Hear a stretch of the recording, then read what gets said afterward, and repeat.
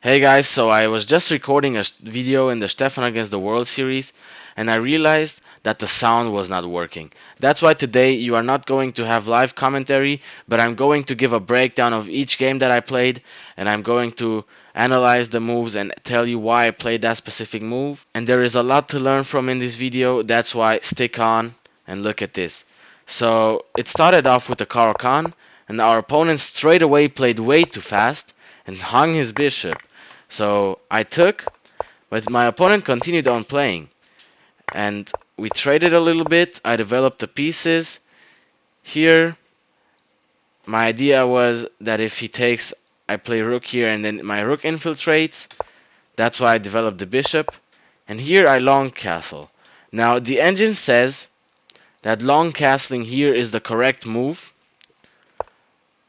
And that after bishop here, short castle is the correct move. Obviously, I could not make the decision. I could not find that specific move, and I decided to long castle here. But apparently this was an inaccuracy. I thought that bringing the rook to this file is going to be okay for me, but apparently he jumps in his knight. So I pinned him, and after this, taking is the correct move, but I decided to trade here. And I suppose that he was going to play rook to e8, and he did that. And I moved my queen to the side. He played the move a5. He played the move a5, which I don't actually know why. I kicked out his bishop. He moved away. He decided not to trade. Now remember, I am up 2 pieces of material here, so I just need to convert and play an easy endgame. But what did I decide to do? Block in the bishop. He set some pressure. I defended. And here, queen to h3 is really powerful. And after this, I'm +5 according to the eval bar, according to Stockfish. And I decided to sacrifice because it looked really interesting. If you attack the queen with a tempo, you can jump in there and it's probably winning. But my opponent managed to defend it correctly. And here, I'm losing after the move rook to e2. This is really powerful and I'm almost getting checkmated. So after this, I was supposed to go here, but I decided to stay here, set pressure on this pawn so he can never push this one. So here, he should have played rook to e2, but I can still hold on to a little bit. And rook to e2 is still a killer move, so I'm losing after being up a bishop and then sacrificing it for absolutely no reason. But my opponent did not find it. I push. This was not the correct move, but I push again.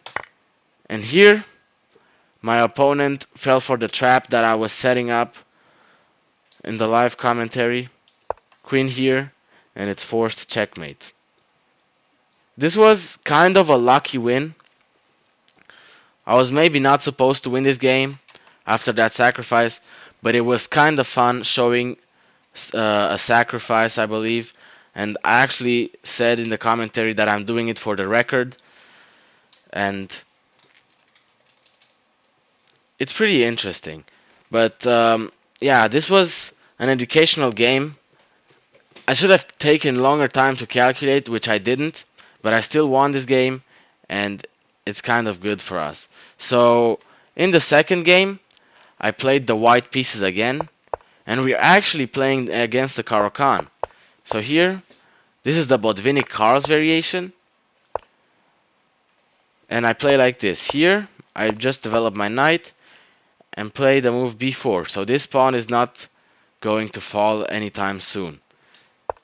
He's trying to undermine it with the move a5, but I decide to play c3, also opening up this diagonal, which is really good for white. He develops his knight at castle, and after this, queen to a4 is really powerful. But I decide to develop the bishop, and let's actually check on the analysis board if this was the better move. And apparently it really was.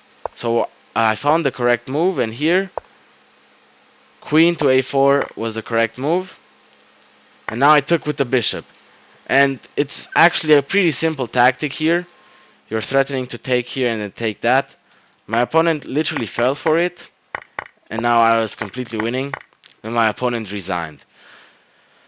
Now, this was an educational video in the opening specifically, only for this game though, as we're going to have the next game, which is showcasing some end game tactics and also some middle game positions. But here, apparently this should be played. Knight here was correct though. In the live commentary I was debating whether to go b4 right away. I just developed the knight. And yeah, I remember from the last video that this was very powerful. I did not play it, I just played b4. So this was the game. Here he decided to resign, and I simply won. As for my last game, I'm playing with the black pieces, and my opponent plays with the queen's pawn.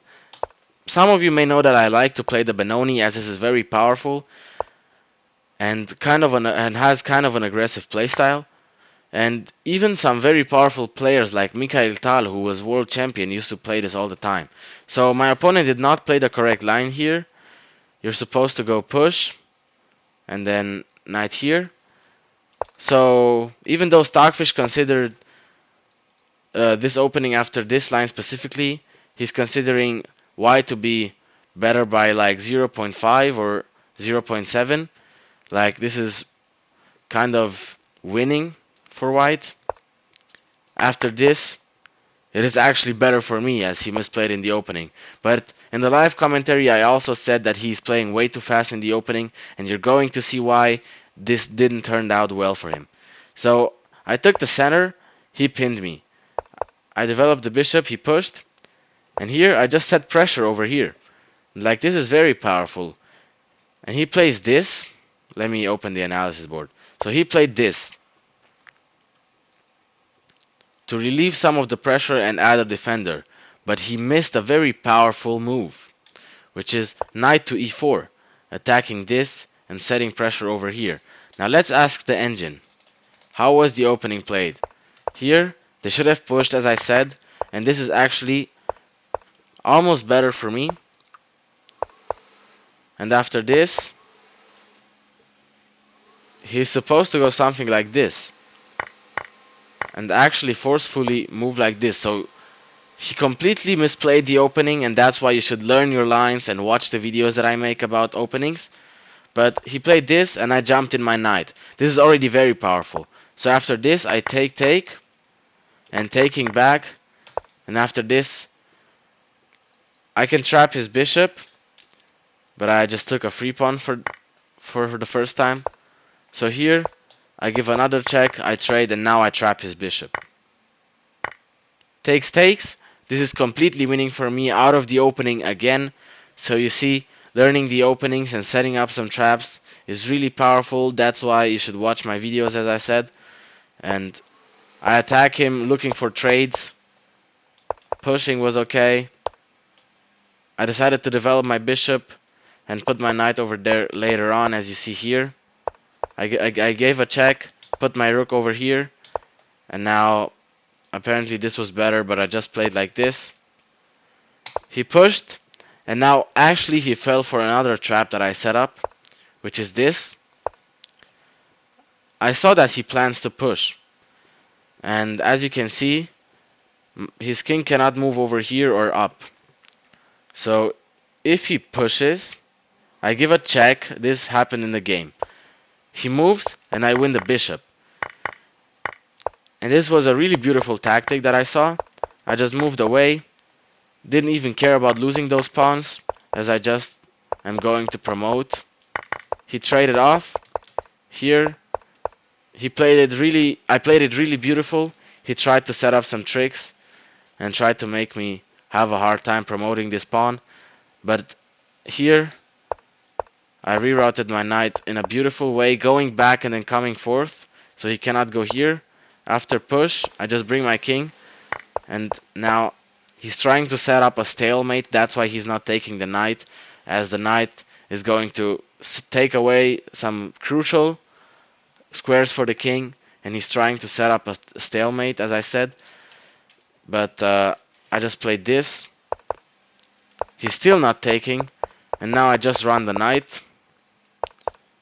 I play like this. I'm careful.